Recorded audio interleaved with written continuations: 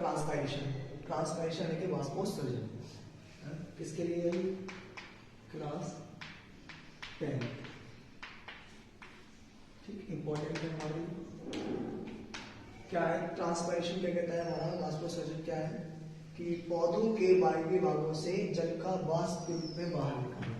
यहाँ पौधों के वायवीय भाग, क्या बोल रहे हैं हम लोग, वायवीय भागों से अगर जल वाष्प के रूप में बाहर निकलना है, क्या है, जल वाष्प के रूप में बाहर निकलना है, तो ये क्रिया क्या कहलाती है हमारी? वाष्पोत्सर्जन कहलाती है, यानी कि ट्रांसपायरेशन कहलाती है। एक बार और देखेंगे कि पौधों के वायवीय भागों से जल का वाष्प के रूप में बाहर निकलना है, क्या कहलाता है? वाष्पोत्सर्जन कहलाता है। अगर आप इसको तोड़ेंगे तो भी कहे वाष्प और प्लस उत्सर्जन, वाष्प के रूप में किसी जल का बाहर निकलना, वाष्प के रूप में जल का बाहर निकलना ही क्या कहलाता है? हमारा वाष्पोत्सर्जन कहलाता है।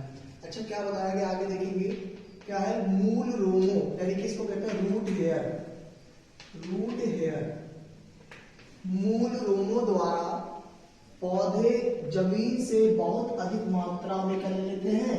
जल, जल का अवशोषण होता है, मतलब जो जमीन है, पौधे क्या करते हैं? जमीन से बहुत अधिक मात्रा में जल को ले लेते हैं, अवशोषण कर लेते हैं। जल की कुछ ही मात्रा पौधों के उपयोग में आती है, मतलब ये बता रहा है कि जो पौधे हमारे जमीन या मृदा से बहुत अधिक मात्रा जल की ले लेते हैं, है ना, लेकिन कुछ ही मात्रा पौधों के उपयोग में आती है, बाकी की क्या हो जाती है? बाकी मात्रा वायुमंडल में चली जाती है। बाकी कहाँ चली जाएगी? वायुमंडल में चली जाएगी। यानी कि जो पौधे जो है हमारे अपने भोजन के लिए जितना भी आवश्यकता जल की होती है उतना लेते हैं, और बाकी का क्या कर देते हैं? बाकी मात्रा कहाँ चली जाती है? वायुमंडल में चली जाती है। पानी की कैसे? वाष्प के रूप में निकल जाती है, इसको कहते हैं वाष्पोत्सर्जन। ठीक, अब बताया गया टाइप्स ऑफ ट्रांसपायरेशन, मतलब वाष्पोत्सर्जन के प्रकार, मतलब वाष्पोत्सर्जन कितने प्रकार से हो सकता है? वाष्पोत्सर्जन देखिए 3 प्रकार से हो सकता है। यहाँ पर बता रहा है वाष्पोत्सर्जन निम्न प्रकार से हो सकता है। कौन कौन से प्रकार है? एक है स्टोमेटल ट्रांसपायरेशन, दूसरा है हमारा क्यूटिकुलर ट्रांसपायरेशन, तीसरा है लेंटिकुलर ट्रांसपायरेशन।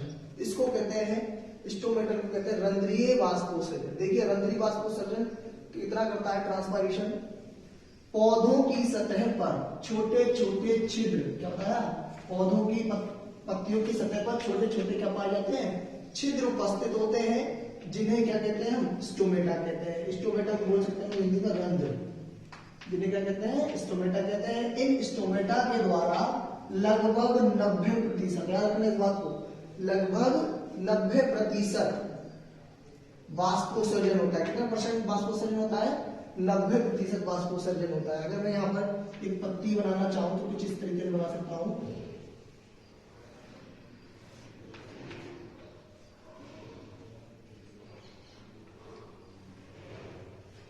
जिस तरीके की मैं बनाना चाहूं तो यहाँ पर जगह बेजगह पत्ती की सतह पर छोटे छोटे छिद्र मिलेंगे आपको।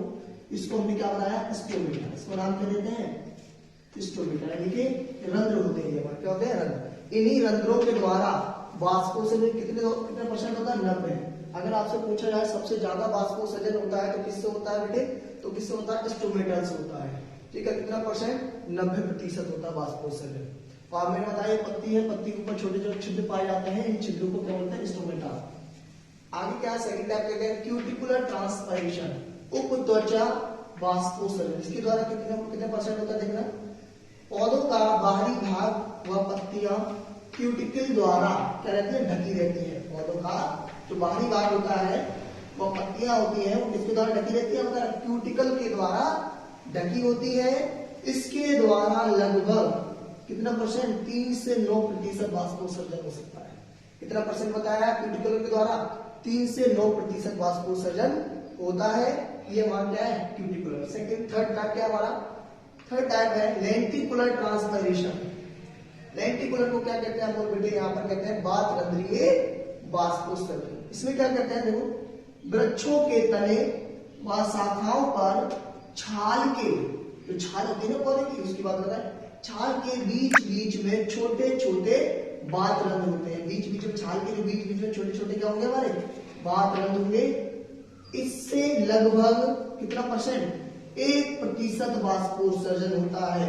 कितना परसेंट बता रहे हैं यहाँ पर, 1% बाष्पोत्सर्जन बता रहे हैं। अगर आपसे पूछा जाए कि पौधों में सबसे ज्यादा कौन सा भाग बाष्पोत्सर्जन करता है हमारा, तो कौन सा करता है, स्टोमेटल। कितने परसेंट करता है, 90%। और सबसे कम पूछे आपसे तो बताएंगे लेंटिकुलर। कितना करता है ये, लगभग 1% करता है। कितना करता है, 1% करता है। और 3 से 9% बाष्पोत्सर्जन कौन कर रहा था, क्यूटिकुलर ट्रांसपायरेशन। ठीक है, ये हमारे क्या है, तीनों टाइप है। कौन कौन से, स्टोमेटल, क्यूटिकुलर और लेंटिकुलर। अच्छा अब क्या है, ये इंपॉर्टेंट टॉपिक और है बेटा। यहां से तो 1 नंबर का बन सकता है, यहां से 1 नंबर या 2 नंबर का आपका बन जाएगा। बट यहाँ पर 1-2 नंबर का बनने के साथ साथ ये अलग से पूछ लेते हैं आपसे। क्या टॉपिक हमारा, mechanism of opening and closing of stomata. Hindi में क्या बोल सकते हैं, रंध्र के खुलने तथा बंद होने की क्रियाविधि। चलिए देखिए यहाँ पर क्या बताते हैं, यहाँ बताते हैं रंध्र यानी कि बताया मैंने स्टोमेटा। स्टोमेटा क्या बताती है, पत्ती की छोटे छोटे छिद्र होते हैं ना, इनको स्टोमेटा कहते हैं। रंध्र का खुलना एवं बंद होना, क्या बताया, खुलना एवं बंद होना द्वार कोशिकाओं की स्पीड पर निर्भर करता है। मतलब जो हमारे रंध्र है, स्टोमेटा है, उनका खुलना और बंद होना किस पर निर्भर करता है बेटा, द्वार कोशिकाओं की स्पीड पर निर्भर करता है। तो देख लेते हैं कैसे खुलते हैं और कैसे बंद होते हैं। पहला पॉइंट हमने क्या लिखा है, ये खुलने के लिए है प्रोसेस, ये बंद होने के लिए प्रोसेस है। पहला क्या लिखा है, द्वार कोशिकाओं की, इसको कहते हैं गार्ड सेल। क्या बोलते हैं, गार्ड सेल, द्वार कोशिकाओं। द्वार कोशिकाओं की परासरण सांद्रता अधिक होने पर, क्या बताया गया, परासरण सांद्रता अधिक होने पर समीपवर्ती कम परासरण वाली कोशिकाओं से जल द्वार कोशिकाओं में प्रवेश करता है। क्या बता रहा है, द्वार कोशिकाओं की परासरण सांद्रता अधिक होने पर, जब परासरण सांद्रता कैसी हो जाएगी, अधिक हो जाएगी। अधिक होने पर समीपवर्ती कम परासरण वाली कोशिका, मतलब उसके पास वाली जो कम परासरण वाली कोशिकाएं होंगी, वो क्या करेंगी, कोशिकाओं से जल द्वारा कोशिकाओं में प्रवेश करती है। जल द्वार कोशिकाओं में प्रवेश कर रहा है ना, जल द्वार कोशिकाओं में प्रवेश करता है। अतः द्वार कोशिकाओं का स्फीत दाब बढ़ जाता है। क्या बताया है, यहाँ ये बताने की कोशिश कर रहा है बेटे, जो जल है हमारा द्वार कोशिकाओं में प्रवेश करता है, अतः द्वार कोशिकाओं का स्फीत दाब बढ़ जाता है। मैटर क्या करता है, स्फीत दाब यहाँ पर बढ़ रहा है। तो देखना आगे क्या होता है, स्फीत दाब बढ़ जाता है, जिससे द्वार कोशिकाओं की बाहरी पतली भित्ति पर क्या पड़ता है, दबाव पड़ता है। यहाँ बताया गया कि जिससे द्वार कोशिकाओं की बाहरी पतली भित्ति पर क्या पड़ने लगता है, दबाव पड़ेगा, प्रेशर पड़ेगा और खिंचाव उत्पन्न हो जाएगा। क्या हो जाएगा यहाँ पर, और खिंचाव उत्पन्न हो जाएगा। अंदर की मोटी भित्ति भी बाहर की ओर खिंच जाती है। जो अंदर की जो मोटी भित्ति होती है वो कहां की ओर खिंचेगी, बाहर की ओर खिंचेगी। जैसे ही अंदर की जो मोटी भित्ति है वो बाहर की ओर खिंचने लगेगी, बाहर की ओर खिंच जाती है, जिससे क्या हो जाता है बेटा, रंध्र हमारे खुल जाते हैं। जिससे रंध्र क्या होंगे, खुल जाएंगे। ठीक है, ये हमारी क्या है, खुलने की प्रोसेस है। आपको ये डायग्राम दिख रहा होगा, ये ओपनिंग वाला है और ये क्लोजिंग वाला है।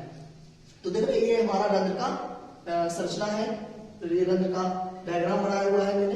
तो ये क्या है हमारा, ये जो मैंने आपको बनाया है, इसको हम लोग बोलते हैं बेटे, ये वाला जो लेयर है इसको बोलते हैं हम लोग इनर थिक वॉल। क्या बोलते हैं, ये हमारी इनर थिक वॉल है।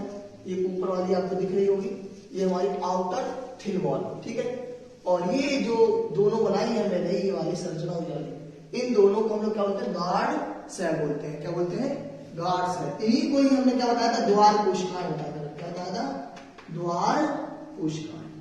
यही है हमारी द्वार कोशिकाएं, इन्हीं पर प्रेशर पड़ता है। देखो आपको दिखा होगा, ये देखो यहाँ पर प्रेशर पड़ रहा है, ये एरो दिखा रहा है, बाहर की ओर प्रेशर पड़ रहा है। मैंने यही तो बताया था, बाहर की ओर प्रेशर पड़ेगा। देखो ये, जिससे द्वार कोशिकाओं की बाहरी पतली भित्ति पर दबाव पड़ा, बाहरी पतली भित्ति पर दबाव पड़ेगा। जैसे ही बाहरी पतली भित्ति पर दबाव पड़ेगा, उसमें क्या हो जाएगा, खिंचाव उत्पन्न हो जाएगा। और जैसे ही खिंचाव उत्पन्न होगा, मोटी भित्ति जो होगी वो बाहर की ओर खिंच जाएगी, जिससे क्या हो जाएगा, रंध्र हमारे खुल जाएंगे। तो यहाँ पर देखो बाहर की ओर दबाव पड़ रहा है, इसमें भी देखना ये बाहर की ओर दबाव दिखा रहा है। ठीक है, ये बाहर की ओर दबाव दिखा रहा है, जिससे क्या हमारा ये रंध्र हमारा ओपन हो गया। अब यहाँ पर देखना, क्लोज करके देखना, क्लोज कर देना है। जब द्वार कोशिकाएं मतलब गार्ड सेल, सलग यानी कि फ्लैसिड होती है, यानी कि सलग होती है और उनमें स्फीत दाब कैसा हो जाएगा बेटे, कम हो जाएगा। अगर स्फीत दाब कम हो रहा है तो तो कोशिका भित्ति अपनी पूर्व अवस्था में आ जाती है। यहाँ क्या बताया गया बेटे, याद देखना फिर से, जब द्वार कोशिकाएं सलग होती हैं और उनमें स्फीत दाब कैसा हो जाएगा, कम होता है, हो जाता है, तो कोशिका भित्ति अपनी पूर्व अवस्था में आ जाती है और रंध्र हमारे कैसे हो जाते हैं बेटे, रंध्र हमारा कैसा हो जाता है, बंद हो जाता है। तो देखो इसमें बताया गया पूर्व अवस्था में कैसे लौटे। देखो यहाँ पर देखो अंदर पूर्व अवस्था का लौटने निशान लगा रहा हूं अंदर की ओर, ये क्या हो गया हमारा, क्लोज हो गया, ये हमारे क्या कर दिया, क्लोज टाइप कर दिया। देखो जर्नल से करें तो कोशिका भित्ति अपनी पूर्व अवस्था में आ रही, क्यों, जो होती है जब द्वार कोशिकाएं सलग हो जाती है। जैसे ही सलग होंगी, सलग होने पर इनमें स्फीत दाब कैसा हो जाएगा, कम। जैसे ही स्फीत दाब कम होगा तो क्या जाएंगे, रंध्र हमारे बंद हो जाएंगे, और स्फीत दाब अगर बढ़ गया तो रंध्र हमारे खुल जाएंगे। यहाँ पर हमने आपको बताया भी था। अतः द्वार कोशिकाओं का स्फीत दाब बढ़ जाता है। अगर स्फीत दाब बढ़ रहा है तो रंध्र हमारा खुल जाएगा, और अगर स्फीत दाब हमारा कम हो रहा है तो रंध्र हमारा कैसा हो जाएगा, बंद हो जाएगा। ये बंद वाला डायग्राम है। अगर आप डायग्राम बनाएंगे तो ओपन करिए, क्लोज करिए, कुछ इस तरीके से ओपन रख देंगे इसको, कुछ इस तरीके से क्लोज कर देंगे, ठीक है। तो फिर आज बनाइए।